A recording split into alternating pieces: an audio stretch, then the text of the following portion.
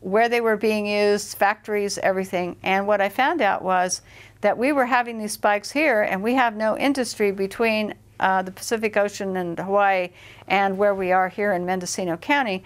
There wasn't any industry, and the few industries that were small and weren't consequential because they didn't release anything that would look like the massive amounts of lead and iron and barium would not be coming from those particular plants. Professor Gregory Benford in 2006 was on KNBC and interviewed on television for in Burbank, California. And what happened is he said that you can mix aluminum and barium and you can make clouds, and that he saw it coming that they would be able to put these clouds where they wanted them to do what they wanted to with them. And he's part of the geoengineering group that I was present at when they had that meeting at NASA Ames. The second thing is that I started to look at other programs that the government was doing, atmospheric testing programs, other things, not related to the jets. And I began to find that these chemicals were being shot up on the space shuttle and shot up on rockets, and that they would send canisters packed with sulfur hexafluoride, which is a man-made chemical which exacerbates global warming, barium, aluminum, trimethyl aluminum, strontium, lithium, and they would send the canisters up, release them at different levels in the atmosphere, and to do ionospheric testing they would superheat them till they exploded, and then they would do these chemical reactions, much like explosions you would see from light shows and things like that. You'd have this big explosion, and then you would go through and these chemicals would blow up and intermix.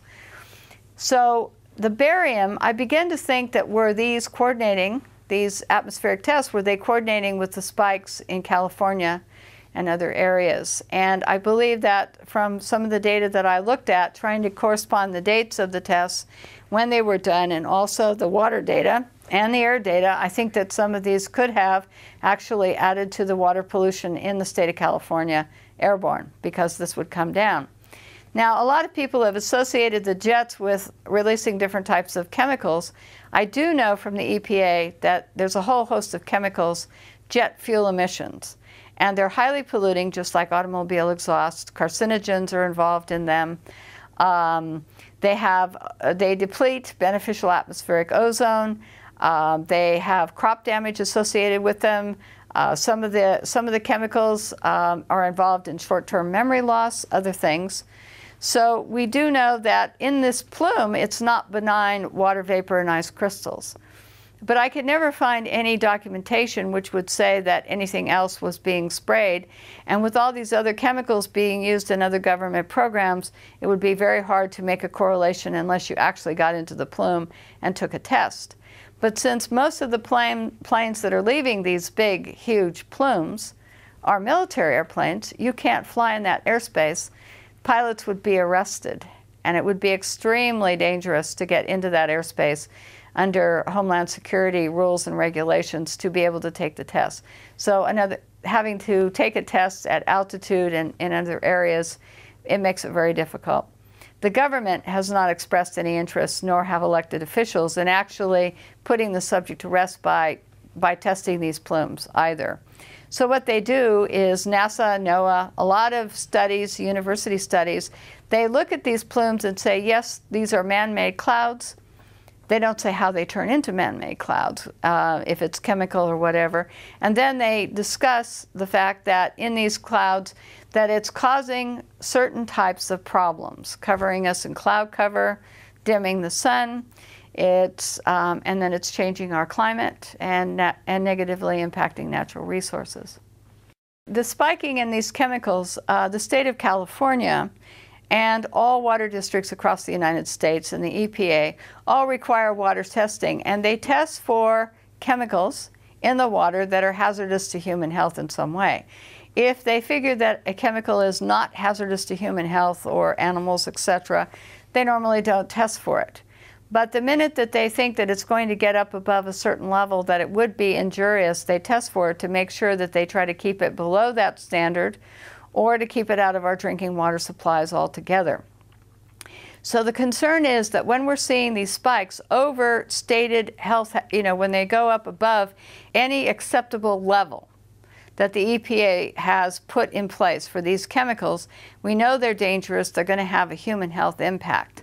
And they're going to have a human health impact on animals, humans, anybody that is coming in contact with these chemicals. So this is what we know, is that the EPA and all these government agencies wouldn't be testing unless there was a problem. What impact they're going to have is each chemical has a different property to it, and they have synergistic effects. So it's hard to say that if you are exposed to a whole source of chemicals, what the synergistic effect. In other words, each chemical will have one property. For example, barium can raise blood pressure, just as one. But when you combine that with other chemicals, then what kind of reaction are you going to get? How much are you exposed to, etc. So we have that element of it. But persistent jet contrails, on the other hand, are changing our climate, and they're changing the agriculture part of what's going on with us. When you change the climate and you change the microclimates and you put in more cloud cover, you're going to lower crop production.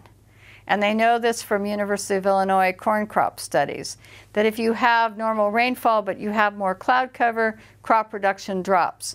In areas where you had direct sunlight mixed with normal weather, then you would have increased crop production.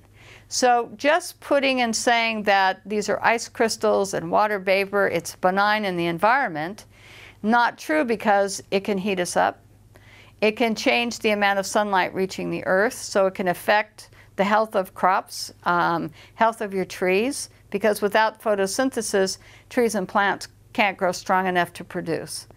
And you need all of this. So to say that we're going to cut off the sunlight by either geoengineering or through allowing these persistent jet contrails to keep persisting, what we're saying is we're changing our climate, we're doing a geoengineering project, and it's going to have consequences on our food supply.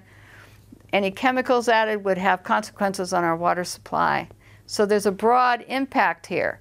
So whether I know what if jets are spraying anything in particular, what I do know is that they're already harming the environment, and that there's a lot of studies that talk about the impact in coming years will be tremendous. In some cases, they don't know what the effects are. They want to experiment, and they readily admitted that. That was one. Two, they want to be able to continue with their work, because that's job security for a lot of university professors. Three, several of them have stated, well, the public, we're going to be who the world turns to when global warming becomes this big problem. They're going to ask us to save the world. We're going to be the new stewards of the environment, and our programs are going to be the ones that will be initiated to save the world from global warming or whatever catastrophe. So therefore, we have to experiment now, get the funding and experiment now, or continue our experiments so that we are ready to be the new stewards of the environment.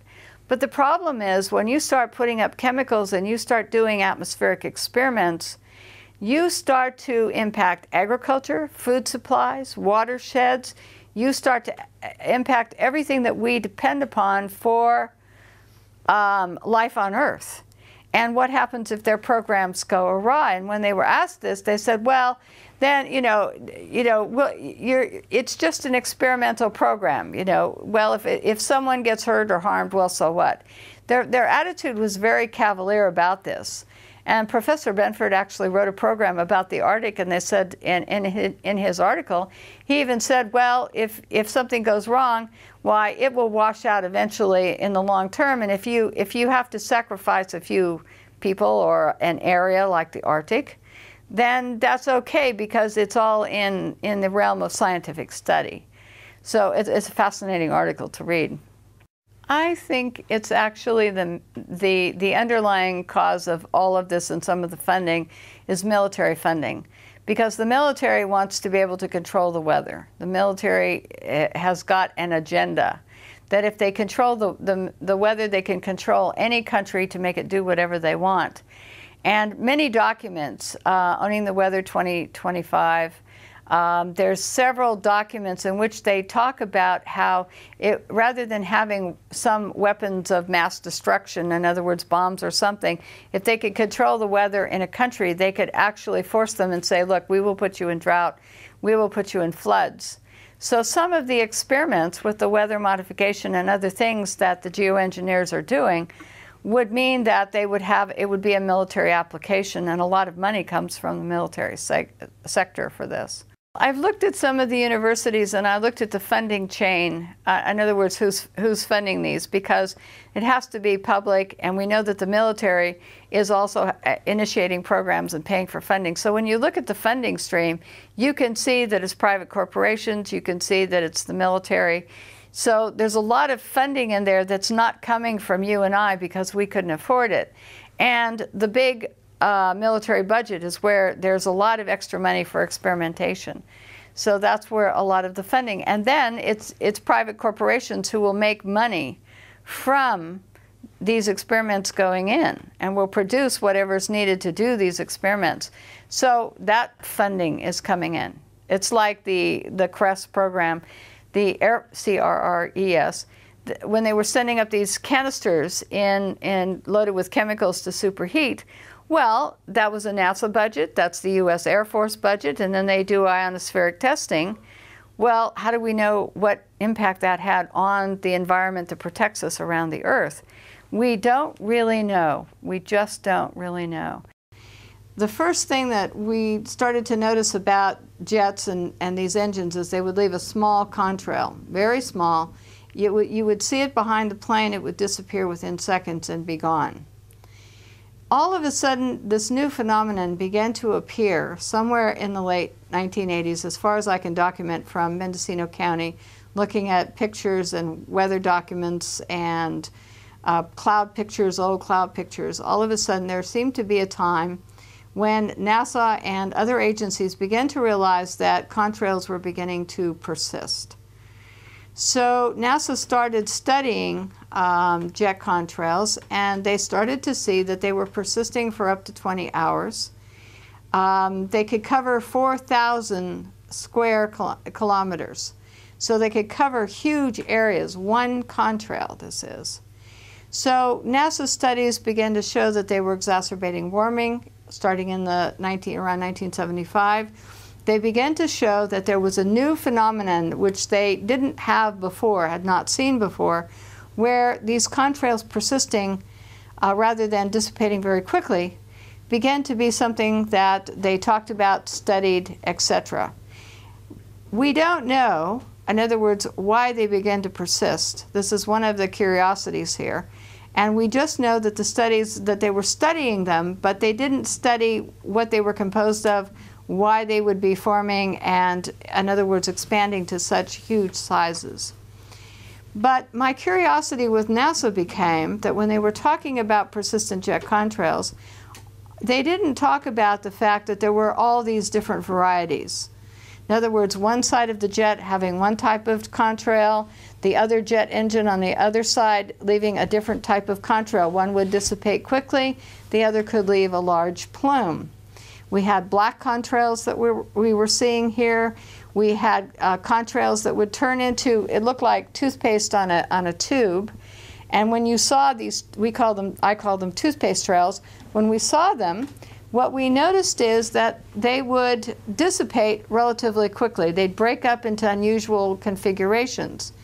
So what I did is, in order to have people understand that what they were looking at were different types of trails that had different dissipation rates or would turn into haze, and also that these contrails that we were seeing would turn into different types of man-made clouds.